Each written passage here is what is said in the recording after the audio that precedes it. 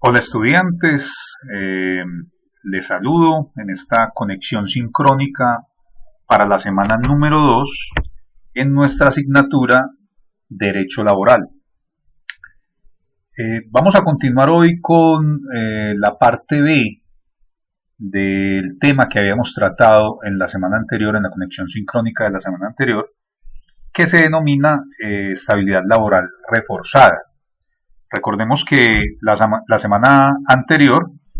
en este tema, estábamos analizando la estabilidad laboral reforzada para las mujeres que se encontraban cubiertas por el fuero a causa de la maternidad, un fuero especial de protección a causa de la maternidad o por lactancia. Entonces estuvimos analizando qué fundamentación legal hay para esta protección especial para la mujer en esta condición de lactancia o de maternidad, y vimos diferentes situaciones que se pueden presentar en las empresas cuando éstas tienen personal que está en esta condición. Muy bien, y entonces esta semana vamos a analizar este mismo tema de estabilidad laboral reforzada, pero en lo que tiene que ver con otros dos grupos que están protegidos por la ley, aparte de las trabajadoras en maternidad y en lactancia.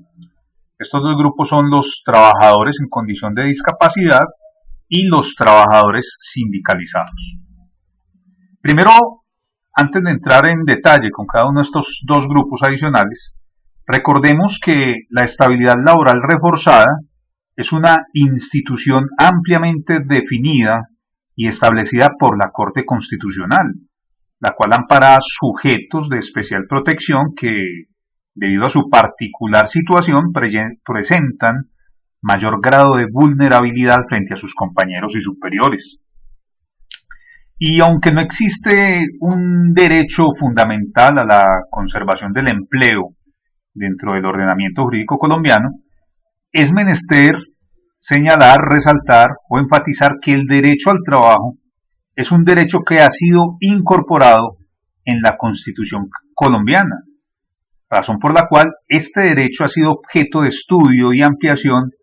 a través de la jurisprudencia del Alto Tribunal Constitucional mediante el desarrollo del concepto de estabilidad laboral reforzada, a través del cual se ha pretendido otorgar especial protección a trabajadores que se encuentren en condiciones de debilidad manifiesta, claramente definidos, a los cuales les otorga un fuero de protección laboral. Así entonces, decíamos anteriormente que entre los grupos poblacionales identificados como de especial protección constitucional, tenemos a las trabajadoras que poseen fuero por causa de la maternidad y la lactancia, que fueron sobre este tema que enfatizamos en la conexión sincrónica de la semana anterior, pero además de ellas también tenemos a los trabajadores que están en desamparo por situaciones de salud o de discapacidad, y por estar en ese desamparo entonces necesitan o requieren un fuero especial por enfermedad. Y de manera adicional encontramos a otros trabajadores que, debido a su rol como sindicalizados, merecen protección en cuanto a su estabilidad laboral, como quiera que en virtud del derecho de asociación demandan un fuero especial que garantice la continuidad de la relación laboral que tienen. En consecuencia, garantizar un fuero de estabilidad laboral reforzado a grupos de trabajadores como los que hemos mencionado,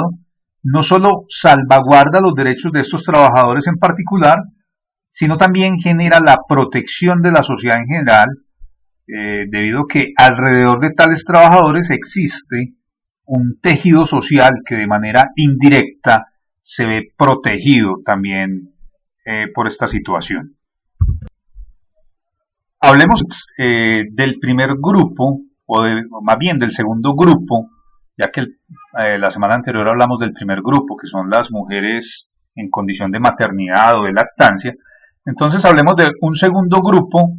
que es el de los trabajadores que están en condición de discapacidad. y vamos a explicar entonces los elementos que configuran el derecho de estabilidad laboral reforzada. Es que en materia de trabajadores en situación de discapacidad es menester señalar que a nivel lego existe un antecedente muy importante que hay que resaltar, toda vez que constituye una conquista para los trabajadores que se encuentren enmarcados en esta condición de discapacidad. Esta la encontramos en la Ley 361 del año 1997, Ley 361 del año 1997,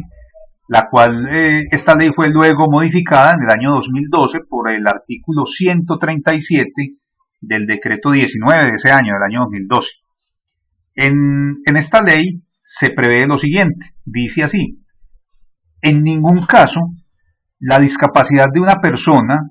podrá ser motivo para obstaculizar una vinculación laboral,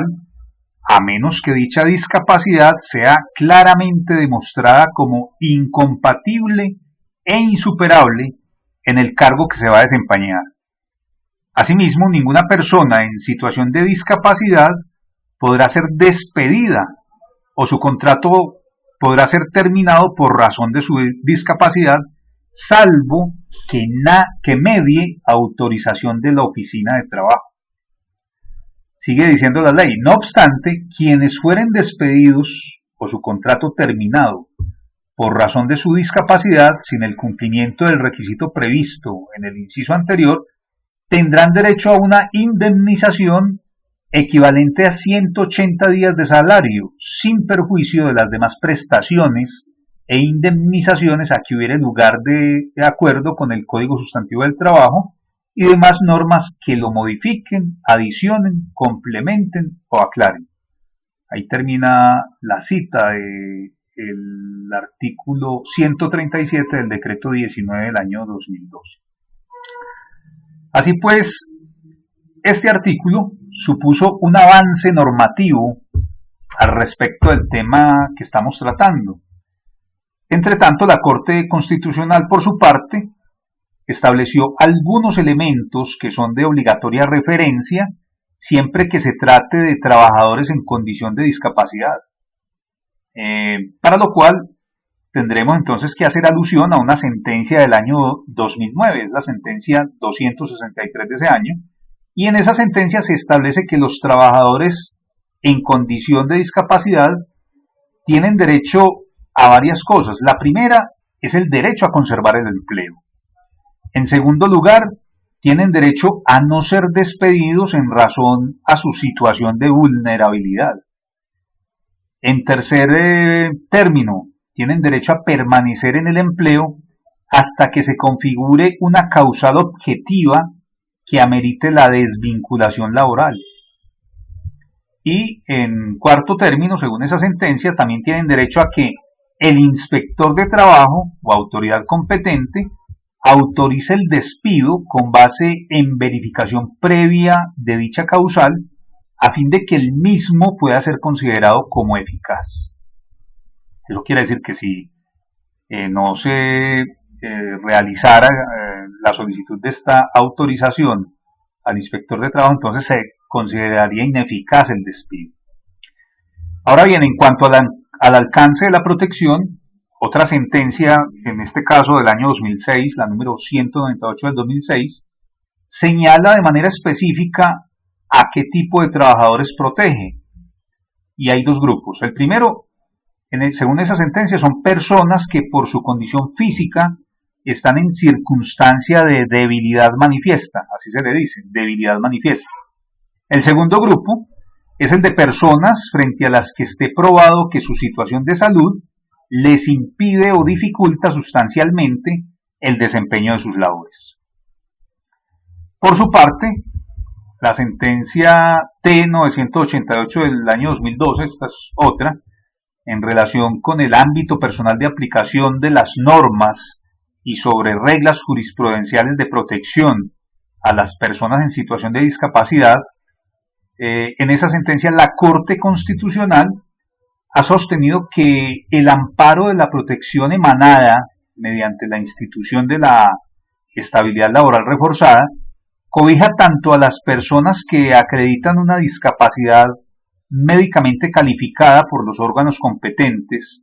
como a las personas que se hallan en condición de debilidad manifiesta por una condición de salud, con independencia de si el despido se produce durante una incapacidad por enfermedad general o si ocurre después, en circunstancias en las que se concluye que la persona no ha recobrado plenamente su estado de salud. En armonía con lo expuesto, otras sentencias, por ejemplo la 1040 del año 2001 y la 198 del año 2006, en esas sentencias el Alto Tribunal Constitucional decantó su postura sobre el ámbito personal de protección de esta garantía constitucional en el sentido de advertir que la protección no requiere que exista una calificación previa que acredite la condición de discapacitado o de inválido. Ahora bien, conviene precisar en qué tipo de contratos o medio de vinculación laboral opera esta protección especial, este fuero especial. Esto, como quiera que al respecto de este tema, la sentencia del año 2008, número 449, prevé lo siguiente. En primer término, debemos decir que opera independientemente de la modalidad de contrato convenida por las partes. En segundo lugar, que no basta el vencimiento del plazo o la prórroga para dotar de eficacia la terminación unilateral del contrato. Y en tercer término, dice la misma sentencia 449 del año 2008, dice que es el inspector del trabajo, en todo caso, el que tiene el deber de determinar si la decisión del empleador se funda en razones del servicio y no en motivos discriminatorios. Además de esto, otra sentencia del año 2009, en este caso la número T263, sentó una postura a propósito de los contratos a término fijo, advirtiendo que la protección en dicho escenario debe tenerse en cuenta siempre y cuando se cumplan las siguientes dos condiciones. La primera condición es que subsistan las causas que dieron origen a la relación laboral. Y en segundo lugar, que se tenga que el trabajador ha cumplido de manera adecuada sus funciones, por lo que tiene derecho a conservar su trabajo aunque el término haya finiquitado. En ese orden encontramos que, en virtud de la Constitución del año 1991, la tutela cobró un valor fundamental en materia de protección constitucional de derechos fundamentales. Dentro de estos derechos fundamentales, se puede decir que no está ajeno el derecho a la estabilidad laboral reforzada. Por lo tanto, habría que explorar la procedencia de la tutela para ordenar el reintegro o la reubicación laboral. En ese orden de ideas, una serie de sentencias del año 2005, del año 2003, también del año 2001 y 2004, tienen una posición armónica en el sentido de establecer una regla, mediante la cual se advierte que la acción de tutela no es el mecanismo adecuado para exigir el reintegro laboral, así se trate de un vínculo privado o público. Para esto no están las vías jurídicas naturales que el legislador ha establecido, o sea que no debería hacerse uso de la tutela para exigir el reintegro del trabajador. No obstante, por su parte, la sentencia 519 del año 2003, una sentencia de la Corte Constitucional que fue también ratificada por la sentencia 077 del año 2014 del mismo órgano, establece dos condiciones para que sea procedente la tutela. O sea que, de un lado dijeron que la tutela no era la acción, el mecanismo adecuado, pero de otro lado viene la Corte y dice, la tutela para que sea procedente debe cumplir dos requisitos, que son los siguientes. En primer lugar, si se ha presentado una desvinculación de una persona que reúna las calidades de especial protección, la tutela no prosperará por la simple presencia de esta característica, sino que será necesario probar la conexidad entre la condición de debilidad manifiesta y la desvinculación laboral. Esta conexidad estará entonces constitutiva o querría decir que es constitutiva de un acto discriminatorio y un abuso del derecho. O sea que eso lo que significa es que si se pretendiera interponer una tutela para exigir el reintegro del trabajador, lo primero que habría que hacerse es que tendría que demostrarse que hay una conexión entre esa situación que hace que se califique al trabajador como en debilidad manifiesta, una relación entre esa debilidad manifiesta y la desvinculación laboral. En segundo lugar, la Corte, en la misma sentencia del año 2003, dice lo siguiente: en tal caso, la tutela sí puede ser el mecanismo para el reintegro laboral de las personas que por su estado de salud ameriten la protección laboral reforzada. O sea que solamente si se demuestra esa conexión entre la debilidad manifiesta y la desvinculación laboral se podría hacer uso del mecanismo de la tutela. Del mismo modo, para que sea procedente la tutela para solicitar un reintegro bajo la figura de la estabilidad laboral reforzada, es necesario que se pruebe una relación de causalidad entre el estado de salud del trabajador y la decisión del empleador de dar por terminado el contrato, de conformidad con lo establecido por la Corte Constitucional. En primer lugar, la Corte señaló en una sentencia, la T-309 del 2005, que es necesario que se aporte al proceso siquiera una prueba sumaria de la conexidad entre la decisión de no renovar el contrato y la discapacidad sufrida por el trabajador. Eso dice literalmente esa sentencia 309 del año 2005. Ahora bien, hay otra del año 2001, la 1040. En esta se contempló lo siguiente. Dice la Corte: opera una presunción a favor del trabajador que, en todo caso,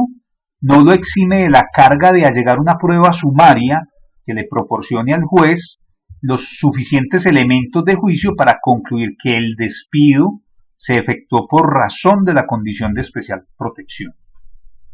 Miren pues entonces que vamos concluyendo que para solicitar un reintegro vía tutela habría que cumplir con esa condición de que se anexe o se allegue a la tutela pruebas donde se demuestre la conexión entre la condición de debilidad manifiesta y la desvinculación del trabajador. Entre tanto, hay otra sentencia, ya esta es del año 2007, la número T-1083. En esa sentencia la Corte Constitucional modificó explícitamente su posición y consideró que siempre que se presente la desvinculación de una persona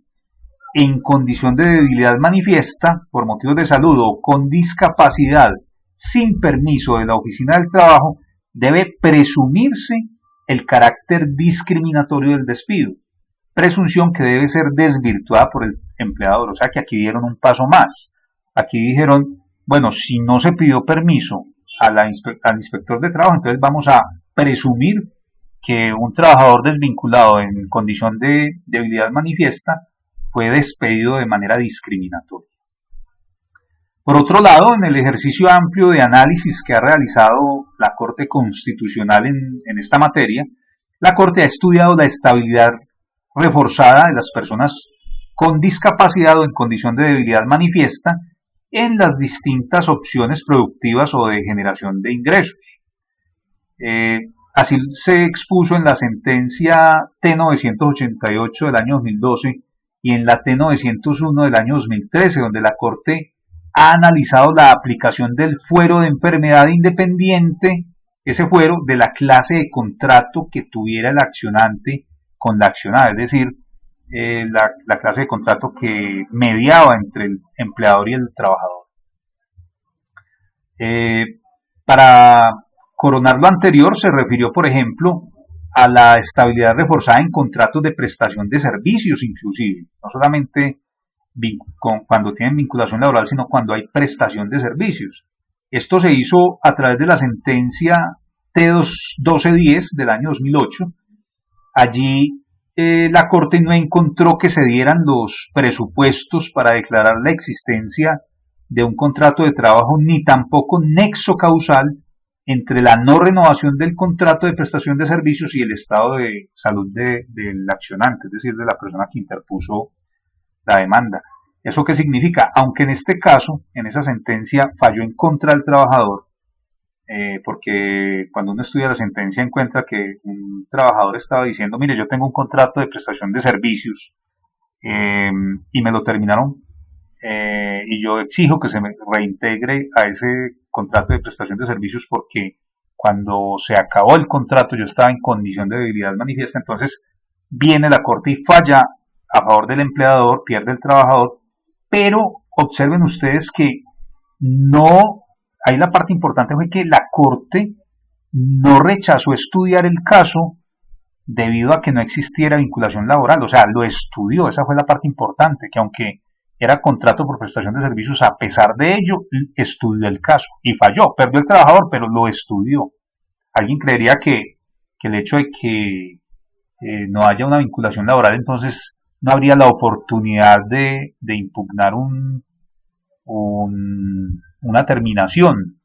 unilateral del contrato de trabajo, que porque era un contrato de servicios, pero lo contempló la Corte. De otro lado, hay otra sentencia del año 2010, esta es la T490. Allí la Corte dice que sin análisis previo de la existencia de un contrato, realidad o no, la Corte tuteló el derecho fundamental a la estabilidad laboral del accionante, es decir, de la persona que interpuso la demanda, tras considerar que la no renovación fue consecuencia de la situación de la persona que demandó del trabajador. Fíjense que 2 años después de la primera sentencia viene esta otra, y en esta otra sí gana el trabajador, ¿cierto? Entonces ellos analizaron la situación y no le dieron atención a que no existiera una vinculación. Ellos es decir, ellos no se pusieron a estudiar si había un contrato realidad o no, sino que sencillamente tutelaron, se aceptó la tutela y se falló a favor del accionante, es decir, a favor de quien interpuso la demanda, y entonces se ordenó el reintegro del trabajador que tenía contrato de prestación de servicios. Pero, en contraste, a través de la sentencia del año 2011, número T292, la Corte Constitucional viene y da un giro a su jurisprudencia tras considerar que era necesario determinar un verdadero contrato de trabajo previo a la aplicación de las reglas sobre estabilidad laboral reforzada. Entonces aquí vuelve y se cambia la situación. Sin embargo, un año más tarde, en el año 2012, en otra sentencia, la número T988, nuevamente reiteró la posición de las sentencias del año 2008 y 2010 y precisó que la estabilidad no depende de la denominación del vínculo por la cual la persona logra ejercer una alternativa productiva. O sea, no importa si es con vinculación o si es un contrato por servicios. Dice la Corte que la eficacia directa de la Constitución en lo que hace al principio de no discriminación y el deber de solidaridad es lo que importa. Más adelante, en esa misma sentencia del año 2008, la 988, dice lo siguiente: la naturaleza del vínculo determina el alcance del amparo en tal virtud y advierte que si es un contrato de trabajo a término indefinido, debe dar lugar al reintegro sin solución de continuidad. Y en caso de demostrarse la actitud discriminatoria del empleador, entonces dará lugar a la condena, que consiste en el pago de la indemnización de 180 días de salario. Ahora, si es un contrato de prestación de servicios, el amparo se concreta al declarar la ineficacia del mismo. Así pues, los criterios que ha utilizado la Corte para determinar si existe o no en la realidad un contrato de trabajo, cuando en la apariencia el vínculo se ve como si fuera un contrato de prestación de servicios, fueron precisados en la sentencia 614 del año 2009, donde dicen que se revisará para saber si existe un contrato realidad,